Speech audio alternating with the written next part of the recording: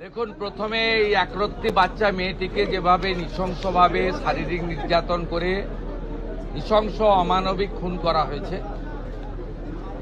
তার পরিবার প্রথম দিন থেকে মুখ্যমন্ত্রী এবং পুলিশকে সাহায্য করেছে, আমাদের কথা শুনেছে। আমরা পরিবারের প্রতি কৃতজ্ঞ। আমি প্রথম ইনসিডেন্টের দিন ফোনে কথা বলেছি, টুইসডে ফিজিক্যালি মিট করেছি ওনাদের সঙ্গে বারুইপুর এসপি অফিসে। স্পেসিফিক 4 জনের নামে ওরা অভিযোগ দিয়েছিলেন। 4 জনকেই পুলিশ খুব প্রপারলি এবং কুইকলি অ্যারেস্টেড করেছে। তারা পালিয়েও গেছিল অনেক দূরে দূরে, বসিরহাটে বাংলাদেশ বর্ডার পর্যন্ত চলে গেছিল। পুলিশ এবং এসটিএফ আমাদের বারুইপুর ডিস্ট্রিক্ট পুলিশ এবং STF under the guidance of the DGP properly তারা করেছেন। এটা তো 1 নম্বর। দ্বিতীয় নম্বর হচ্ছে, বাকি যা ইনসিডেন্ট ঘটেছে আপনারা জানেন, ওই পার্টে আমি যাব না, ওটা সিআইডি ইনভেস্টিগেশন হচ্ছে। আমি ওই পার্টে কোনো কমেন্ট করব না। আমি যেটা পরিবারকে আজকে বলে এসেছি যে কাস্টডি ট্রায়াল হবে এবং কনভিকশনের এক্সিকিউশন এটা কমপ্লিটলি মুখ্যমন্ত্রীর মনিটরিংয়ে হবে। একটা দৃষ্টান্তমূলক নজির আমরা এই কেসে রাখব এবং গভর্নমেন্টের পক্ষ থেকে কিছু দায়িত্ব ছিল, এটা আমি বলবো না। গভর্নমেন্টের কিছু অ্যাসিস্ট্যান্সের বিষয় থাকে, যদি ফ্যামিলি রাজি থাকে। ফ্যামিলি রাজি ছিল, আমরা গভর্নমেন্ট পাশে দাঁড়িয়েছি। কিভাবে পাশে দাঁড়িয়েছি, ফ্যামিলি যখন দরকার হবে বলবে, আমি বলবো না। দ্বিতীয় হচ্ছে, ইন্দ্রজিৎ মণ্ডলের যে মব লিঞ্চিং, এটা মব লিঞ্চিং আমি বলবো না।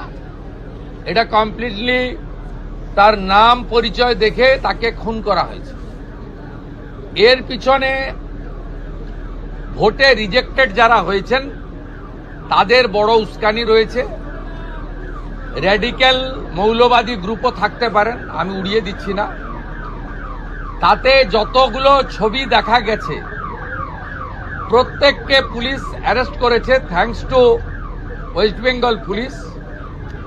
একজনকে বকখালি থেকে তুলেছে, একজনকে দীঘা থেকে তুলেছে, এবং যাদের যাদের ভিডিও ফুটেজে সোশ্যাল মিডিয়াতে দেখা গেছে, একটা 35 বছরের অবিবাহিত যুবক ছেলেকে হাত পা বেঁধে নৃশংসভাবে পিটিয়ে মারা হয়েছে সংগঠিতভাবে।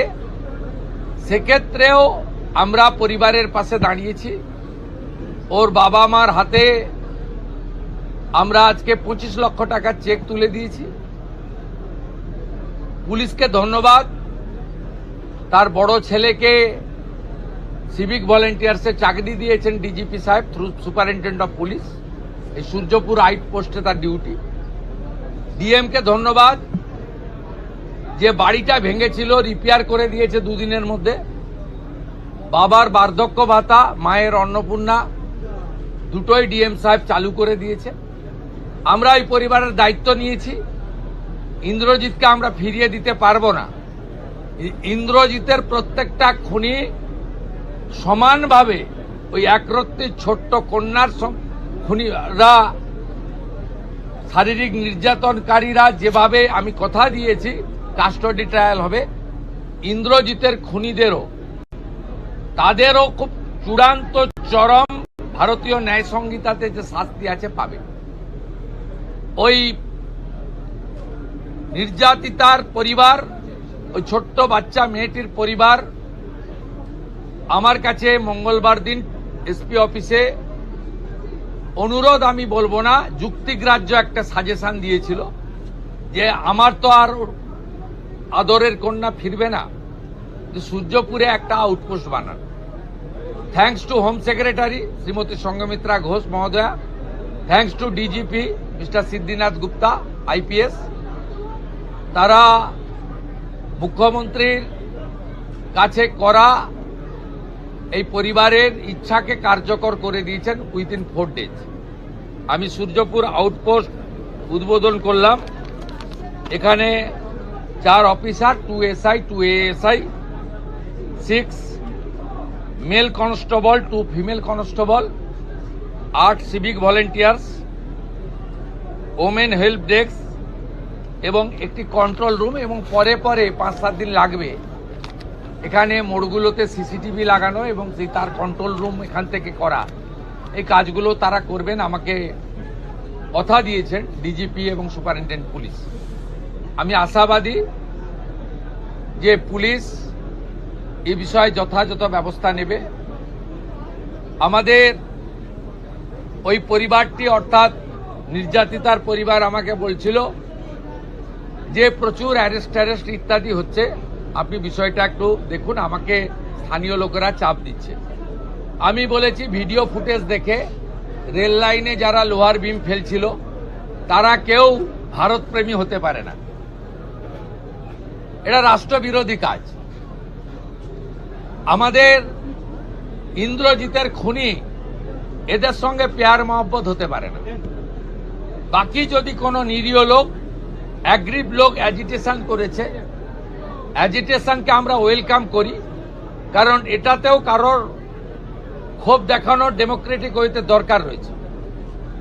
আমি আইজি সাহেব কঙ্কর বায়ুকে বিশেষ দায়িত্ব দিয়েছি যাতে কোনো নিরীহ লোকের উপরে কোন রকম পুলিশি অত্যাচার টর্চার না হয়। যদি ভিড়ের মধ্যে ধরেও ফেলেন, তাদের যা সিস্টেম আছে এটা আমার ইন্টারফেয়ার করা উচিত নয়। আমি শুধু সাজেস্ট করেছি অ্যাজ এ হোম মিনিস্টার, যদি কোনো ইনোসেন্ট ফেঁসে থাকে তারা দেখবেন, আইজি সাহেব বিশেষভাবে দেখবেন। আর এখানে অনেক ভয়ে দোকান টোকান বন্ধ করে দিয়েছিলেন, এসপি মাইকিং করবেন, মাইকিং করার পরে সব নর্মাল করে দিন, ভয় পাওয়ার কোনো কারণ নেই। খুনিরা, ধর্ষকরা, রেল লাইন যারা ভাঙতে গেছিলেন তারা ভয়ে থাকুক, ভয় পাওয়াটা স্বাভাবিক, তাদের শিক্ষা দেওয়াটাও আমাদের কাজ আইনি পথে। বাকিদের ভয় পাওয়ার কোনো কারণ নেই। আমি বলে গেলাম আমাদের এই এলাকায় নজরদারি চলবে, 2টো বাড়িতে হাউস গার্ড থাকবে এবং আমরা আস্তে আস্তে আশা করব সবটা নর্মাল হয়ে যাবে এবং এই ঘটনা থেকে শিক্ষা নিয়ে এই রাজ্যে এই ধরনের কোনো কাজ যাতে না হয় দেখবেন। আমি আপনাদের মাধ্যমে গোটা রাজ্যের মানুষকে একটা আপিল করব, কার্য আর কারণ আছে। যে কার্য হয়েছে হিনিয়াস ক্রাইম, এর পিছনে আমি মনে করেছি বেআইনি মদের ঠেক, বেআইনি গাঁজা, চরস, মাদক, এটা একটা বড় কারণ। আপনারা পুলিশকে ইনফর্ম করুন, গোটা রাজ্য জুড়ে ডিজিপিকে বলবো আগামী 2 সপ্তাহ স্পেশাল ড্রাইভ দিন। ব্যাটালিয়নে থাকা লোকজন, আমাদের যেখানে পুলিশরা ডাইরেক্ট কাজে নেই, নর্মাল থানা ওয়ার্ক অনেক বেশি থাকে, তাদেরকে বিশেষ অভিযানে লাগান। সিওদেরকেও এক একটা জেলা দিন।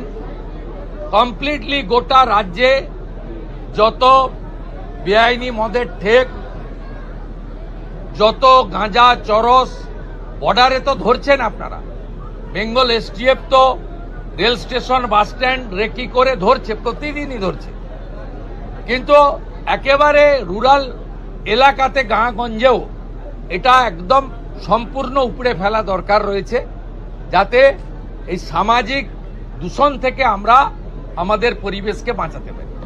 सर, आज आप 2 विक्टिम के फैमिली के साथ मिले और जो पूरी घटना, इसके पीछे क्या कोई एंटी नेशनल एक्टिविटी हो सकता है? अभी तक इन्वेस्टिगेशन में क्या? देखिए, कुछ पॉलिटिकली रिजेक्टेड आदमी का तो इंस्टिगेशन है, रेडिकल फोर्स भी रह सकता है या कुछ अल्ट्रा लेफ्ट भी रह सकता है। ये पुलिस इन्वेस्टिगेशन कर रहा है।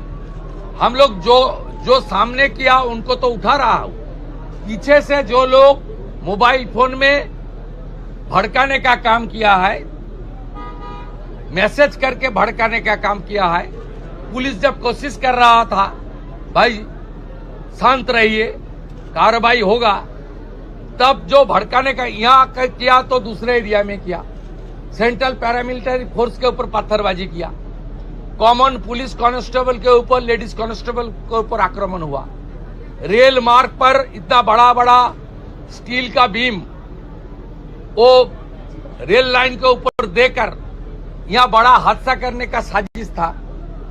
इंद्रजीत मंडल का उनका आइडेंटिटी करके, उनका नाम पता सब आइडेंटिटी करके उनको जिस तरीके से ब्रूटल किलिंग किया गया है, इसका पीछे कुछ लोग जो इस सरकार आने का बाद बंगाल को डिस्टर्ब करना चाहता है, जो प्रगति विकास की मार्ग पर मोदी जी का नेतृत्व में सरकार आगे बढ़ रहा है, उसको डीरल करने का कोशिश करने का मकसद है।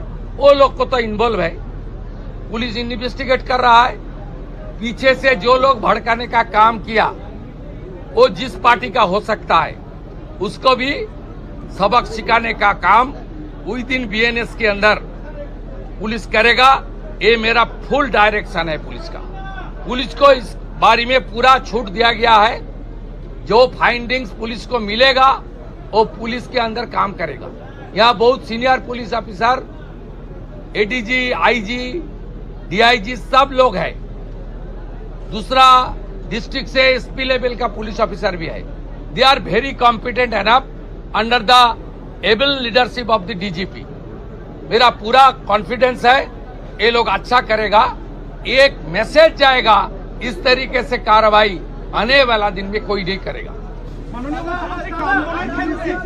कामधुनी खेती जो है उसका नोटिफिकेशन हुआ है, इसके बारे में थोड़ा सा। हाँ, ये हमारी सुप्रीम कोर्ट का रिटायर्ड जस्टिस रंजना देसाई का कमेटी हो गया है।